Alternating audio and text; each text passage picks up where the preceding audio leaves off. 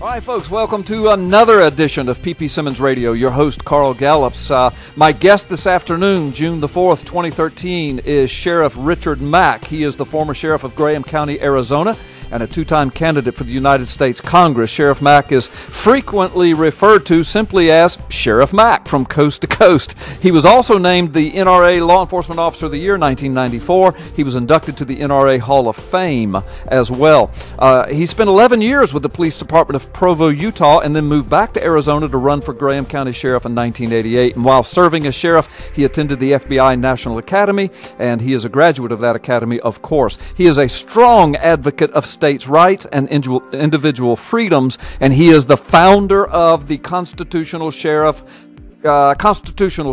and Peace Officers Association. And Sheriff Mack, first of all, thank you for being on P.P. Simmons Radio this afternoon, and know you guys just finished up that awesome conference out in St. Charles, Missouri. Did you guys get hit by any of that tornado activity during the conference? Well, I'm afraid we did, and it interrupted my speech at the banquet Friday night. I was handing out awards, and specifically at the time I was talking about Sheriff David A. Clark Jr., who was our Constitutional Sheriff of the Year. Oh, yeah. And I was just starting to talk about him and reached down to get the award and stood up, and all the lights went off. And then the backup power came on enough to where we could see, and they moved us into the shelter area outside the conference hall where we were having our banquet and our awards dinner. And so we stayed in there, and I grabbed a chair and got up on the chair because people were being kind of quiet. And I said, just come move in closer, and we'll continue on with our convention. That's amazing. So I did. Yeah, that's amazing. Go ahead. And then Sheriff Clark got up on the chair and gave his acceptance speech. That is amazing. That's classic. Well, yeah. It sounds like you guys were doing some battle with the Prince of the Power of the Air, huh? We really were. And so it turned out great. It was an absolutely miraculous, astonishing, amazing time. Everyone there felt the spirit of freedom, felt invigorated, motivated, felt that there was really hope for America, because we saw sheriffs, we saw county commissioners, we saw police officers and deputies, and we saw city councilmen and other local officials, state reps, who are standing for freedom, who know and understand the principles of liberty that our country was founded upon, and knew that if we have this type of solution where we are literally erecting barriers against the encroachments of the federal government, then we can provide a solution to the people of this country.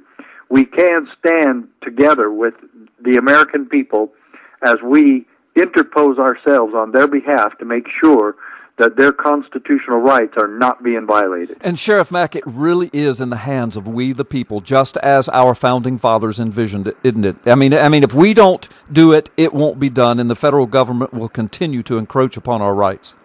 Well, that really is it. And when I was the first sheriff in American history to sue the president, sue the Clinton administration, win a case at the United States Supreme Court against the overreach of the federal government. Right. And on the issue of state sovereignty and the 10th Amendment. And it was a miraculous case. And pursuant to that, I wrote a book called The County Sheriff, America's Last Hope. Because I don't feel that we should be suing anymore. I feel like we should just simply be doing. Right. And if the federal government comes in, like the easy one right now would be, let's say the IRS comes in and wants to harass and annoy your citizens.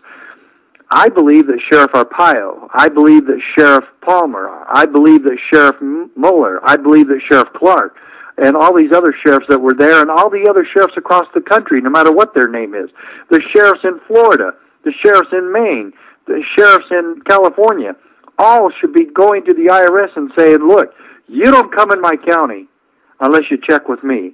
And there's just a few things you're not going to do here. But I will guarantee you this. The Bill of Rights will be respected in my county. They will be enforced in my county. and you will not confiscate property from people. You will not conduct random audits on people and then try to put people in jail without due process. Random audits are unconstitutional. You're not going to do them here. And just have that be the safeguard theme of every sheriff in this country and other peace officers and chiefs of police.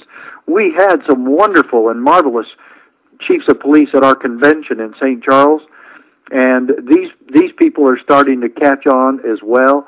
They took the same oath of allegiance to the Constitution as did your sheriff, and so we're thrilled with the response, and we're thrilled that the people of this country have now seen the evidence that we indeed do have a solution at the CSPOA. Absolutely, absolutely. And listen, I really appreciate your stand as a constitutional law enforcement officer, the chief law enforcement officer of a county, what you said about, for example, if the IRS came in. Explain to our listeners. See, I served as a deputy sheriff under 3 sheriffs in 2 different sheriff's offices, and I understand what you just said, but a lot of people across America do not understand the power and the authority that the local sheriff has. He is a constitutional officer under a state constitution, and he is the chief law enforcement officer of his county, right?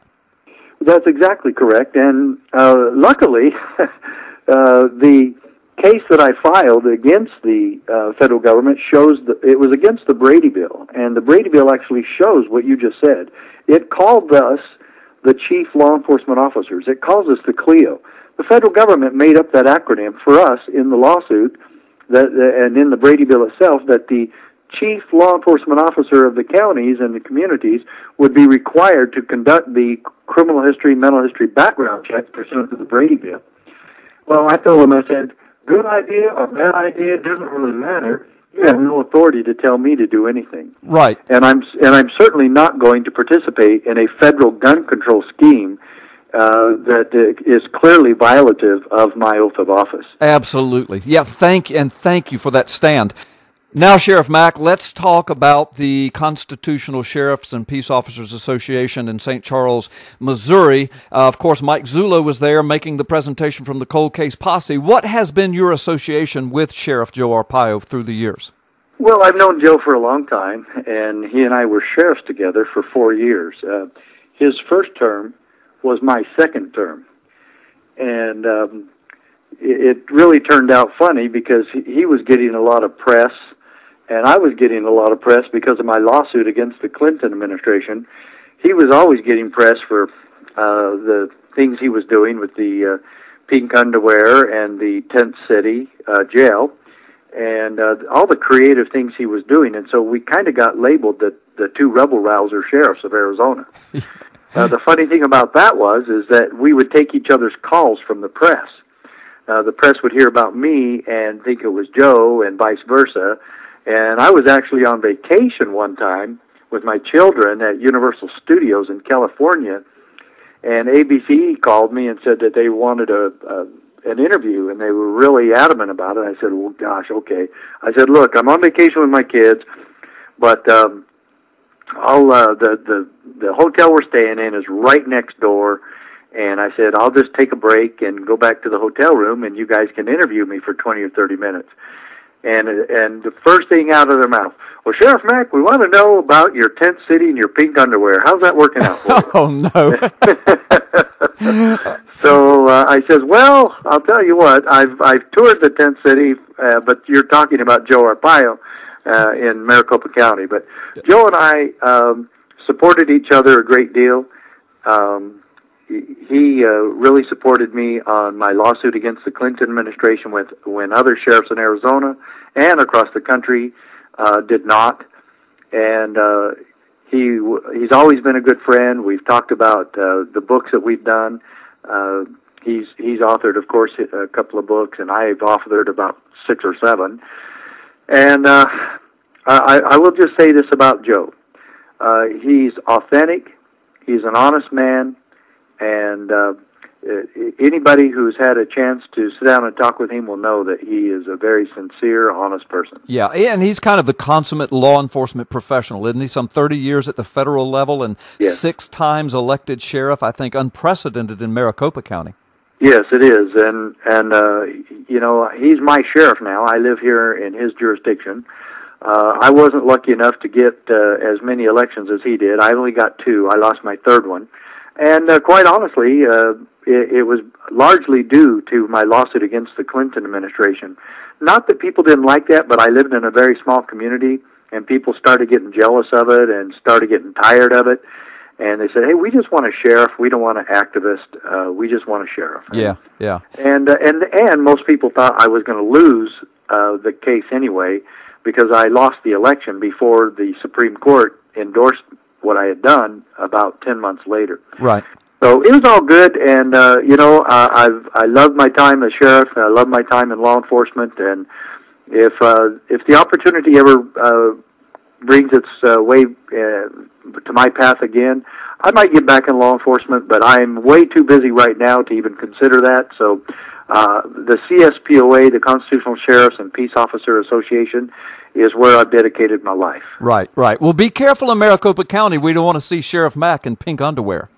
No, you won't do that, but you might see Sheriff Mack working at Maricopa County somewhere. I know. I got you. I got you. All right. Well, listen. let me ask you this: Do you agree with Sheriff Joe's use of a posse? You know, like the cold case posse. What do you think about that? Well, I agree with him establishing a posse, and I wished every sheriff in the country would follow suit. Yeah. This utilization from a sheriff to use volunteers in such a manner is absolutely brilliant. It provides a terrific and much needed service. It's free, and so most of the search and rescue squads in Arizona are posses, and some people don't like to call it that, but that's what they are. They're volunteers. Anytime you have citizens volunteering and helping the sheriff, that is a posse. And quite honestly, I hate to say the M word because people really don't like that sometimes, but I don't care. I'm not politically correct, and neither are you. Right. It's a militia concept. Yeah. And a posse is a militia, and a militia is a posse. Yeah, and militia is a constitutional word. Of course, it is. And it's there, and it's mentioned in the Second Amendment as well as Article 1, Section 8 of the Constitution and the Bill of Rights. And we don't need to be afraid of that. And the media has destroyed that word and made it a bad word, and I care very little for them, and I respect them even less. Right. So, no, the posse is a great idea.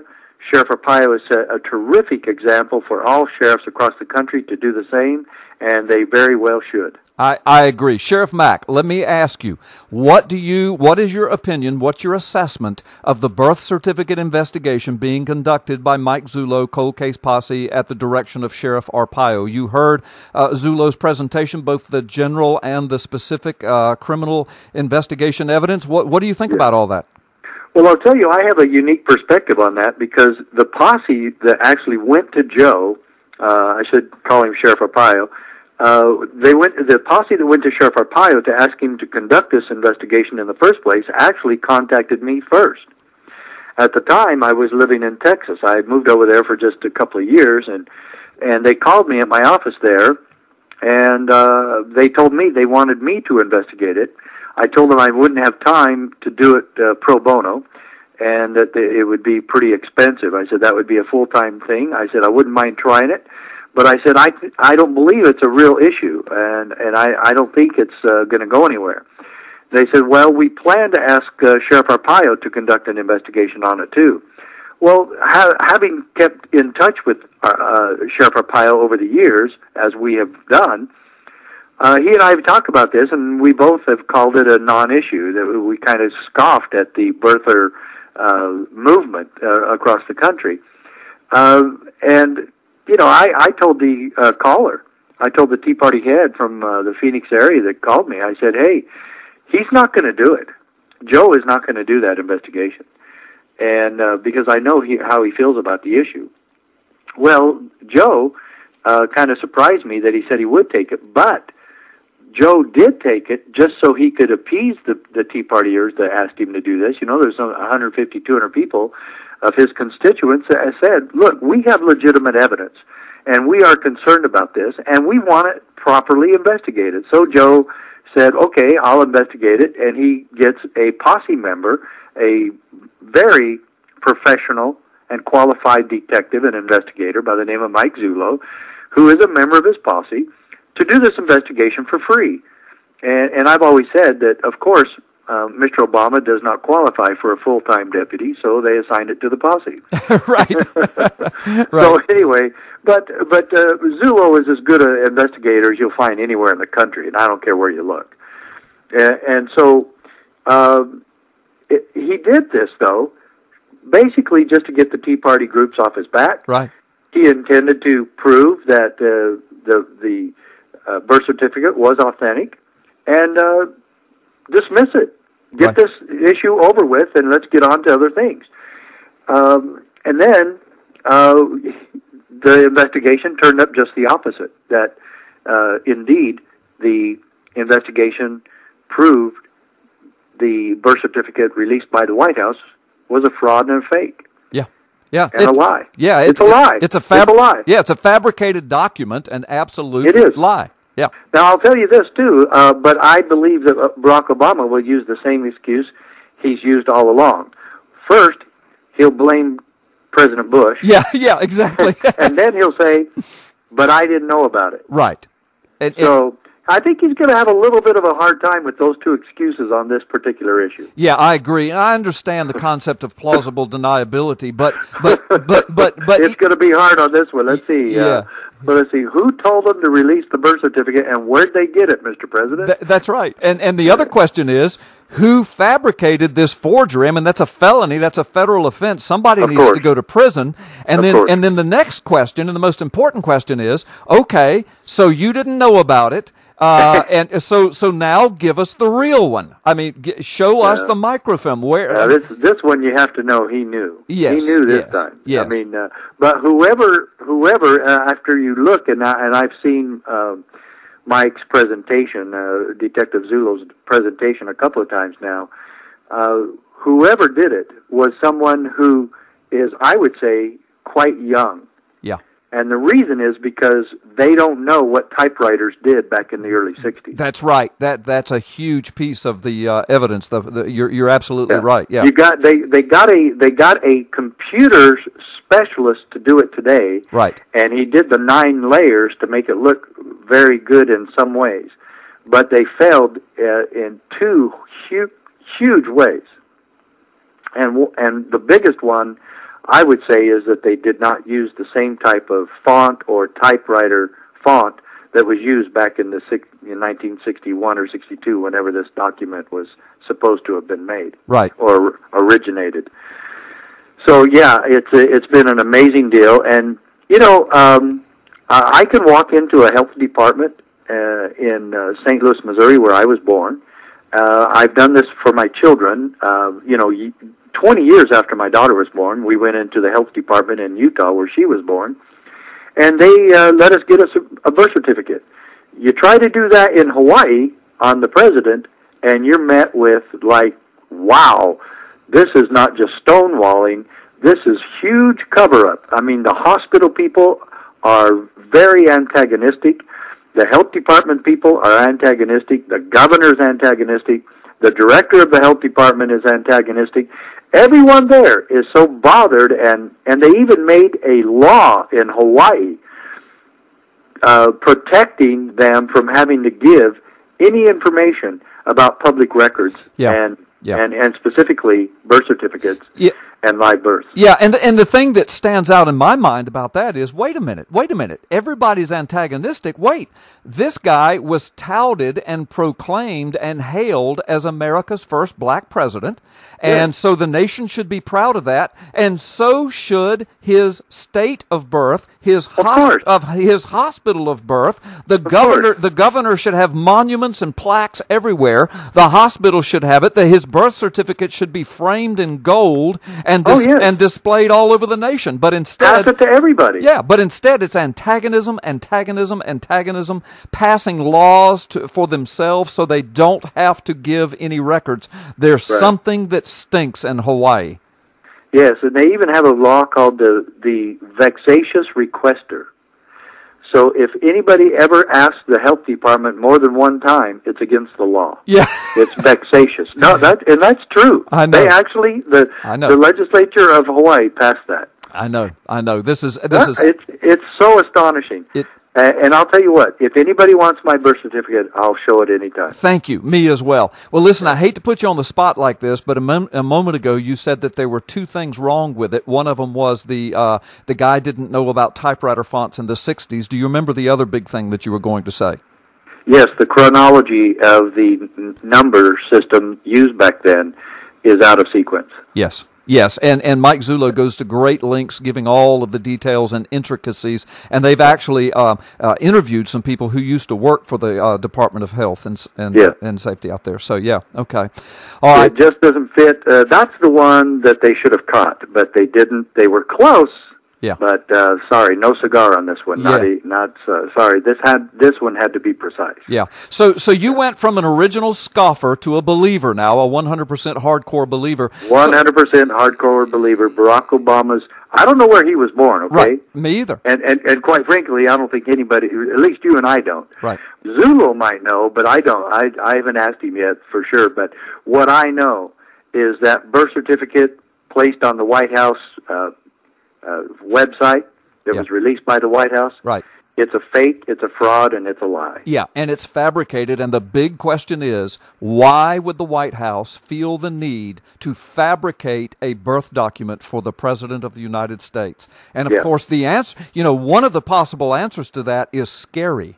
And that is because he has no American birth certificate. That's a possible answer. That may not be the answer, but that is a possibility. Or they just lost the original Hawaii one, and they can't find it, and so they wanted to put this at rest, so they fabricated it anyway. Right, and it could be something as relatively innocent as that. But the problem is they chose to break federal laws to clean it up, and so we've got a mess. So the bottom line, I'm going to wrap this interview up, but the bottom line is this thing needs to be moved to a congressional hearing, a congressional investigation, because in this investigation, I also know that they have uncovered all manner of problems with his selective service records. There's a lot of mystery surrounding his Social Security number. I mean, Congress needs to look into this because it could be, Sheriff Mack, it could be that the man that's the commander-in-chief, who's led us into wars, who has, put SEAL Team 6 in harm's way, who bumfuzzled the Benghazi embassy situation, it could be that the man is not even a U.S. citizen. Congress must investigate this. The Constitution demands that they look into this. Absolutely, and I totally agree with you, and it could be done quite expeditiously. Yes. And it really doesn't need to take that much time, but it needs to be done, and the law needs to be respected. And my sincere belief is that he went to these great lengths because he was not born in America. But again, that is my personal opinion. I don't know that, but this must be answered by Congress. Yes, it must be. Thank you. Sheriff Mack, thank you so much for spending time with us on PP Simmons Radio, and I know this program is going to go viral. It will go all over the Internet, and I'm sure it'll be picked up by perhaps even some mainstream media as we move along.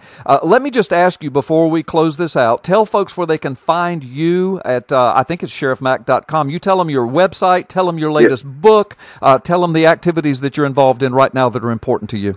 Okay, well, yes, you can get all my information in my books at Sheriff Mack, that's M-A-C-K, sheriffmack.com.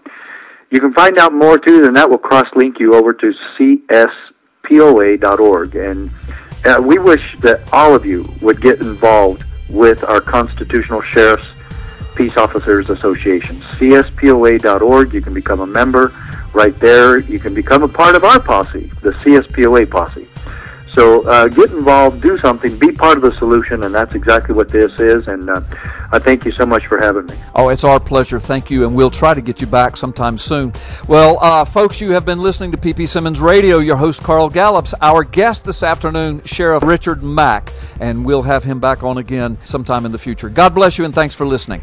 Do you ever wish that you could more powerfully, succinctly, and accurately speak to the message of your Christian faith and the Word of God? This is the book you need, The Magic Man in the Sky, Effectively Defending the Christian Faith. This book has been featured on TBN, Atlanta Live, dozens of radio programs, and hundreds of markets. It was rave reviewed by the Washington Times, and it was called a must-read book. Considering the times in which we now live, you need this book. Get it today on Amazon.com or the WND Superstore.